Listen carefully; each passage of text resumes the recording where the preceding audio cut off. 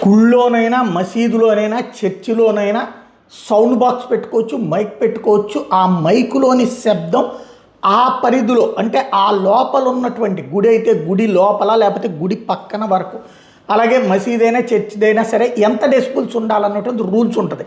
ఆ రూల్స్ పాటించకుండా మైకుకి పర్మిషన్ తీసుకుని విపరీతమైన శబ్దాలు చేస్తే ఆ మైకుల్ని సీజ్ చేయడానికి, మైకు లేకుండా చేయడానికి భారతదేశపు చట్టాలు ఉన్నాయి, సుప్రీంకోర్టు తీర్పులు ఉన్నాయి. అది అమలు చేయకుండా ఒక మసీదు దగ్గర విపరీతమైనటువంటి నాగ్పూర్ బెంచ్లో ఇప్పుడు ఒక కేసు వచ్చింది బాంబే హైకోర్టులో. ఏమన్నాయంటే ఒక మసీదుకి సంబంధించి లౌడ్ స్పీకర్ పర్మిషన్ ఇచ్చారు, కానీ అది విపరీతమైనటువంటి లౌడ్ స్పీకర్గా ఉంది, విపరీతమైన శబ్దంతో ఉందన్నటువంటి కారణంగా దాన్ని నిషేధించారు. అక్కడే ఆలయాలకి చర్చిలకు కూడా తీసేశారు.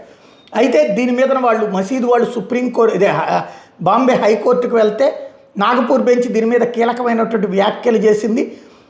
నీకు మతపరమైనటువంటి హక్కు ఉంది, మత స్వేచ్ఛ హక్కు నీకుంది. అట్ ద సేమ్ టైం ప్రజలకి, పిల్లలకి చదువుకునే హక్కు ఉంది, బ్రతికే హక్కు ఉంటుంది, వృద్ధులకి బ్రతికే హక్కు ఉంటుంది, ప్రశాంతంగా బ్రతికే హక్కు ఉంటుందంటూ సుప్రీంకోర్టు గతంలో ఇచ్చినటువంటి తీర్పుల్ని ఉటంకించింది. ఇందులో పిల్లల కోసం, అట్లాగే ఎవరు సిక్ కాకుండా, అంటే వృద్ధులు సిక్ కాకుండా చూసుకోవాల్సినటువంటి బాధ్యత కూడా ఉంది అన్నటువంటి పాయింట్ని ప్రధానంగా ప్రస్తావిస్తూ ఆ కారణంగా రెఫ్యూజ్ చేస్తూ తీర్పిచ్చిందనమాట.